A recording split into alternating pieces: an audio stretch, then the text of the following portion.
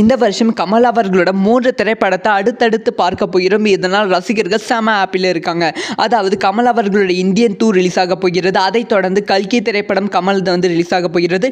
அதைத் தொடர்ந்து தக் லைஃப் திரைப்படம் இந்த வருஷம் ரிலீஸ் ஆக வாய்ப்புகள் ரொம்ப அதிகமாக இருக்குது அப்படின்னு தான் சொல்ல வேண்டும். ஏன்னா வந்து தக் லைஃப் திரைப்படத்தோட ஷூட்டிங் வந்து அந்த அளவுக்கு வேகமாக வந்து போய்கொண்டு இருக்கோம். ஸோ தக் லைஃப் திரைப்படத்தோட ஷூட்டிங் வந்து நாடாளுமன்ற தேர்தல் முடிந்த அப்புறமா வந்து வச்சுக்கலாம் அப்படின்னு சொல்லி கமல்ஹாசன் அவர்கள் சொல்லியிருந்தாங்க.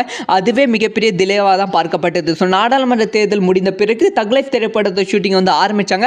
ஸோ வந்து ஆரம்பித்து 1.5 மாதம் கூட ஆகல. அதுக்குள்ளே வந்து தக் லைஃப் திரைப்படத்தோட 70% ஷூட்டிங் வந்து முடிந்து விட்டது அப்படின்னு சொல்லப்படுகிறது. ஸோ சிம்புவோட போர்ஷன் எல்லாமே வந்து முடிந்து விட்டது. கமல் சரோட போர்ஷனும் வந்து மேக்ஸிமம் வந்து முடிந்து விட்டது. ஸோ படத்தில் வந்து 70% வந்து பணிகள் வந்து முடிவடைந்து விட்டது. இன்னும் வந்து 40% படப்பிடிப்பு மட்டும்தான் இருக்கிறது அப்படின்னு சொல்லப்படுகிறது.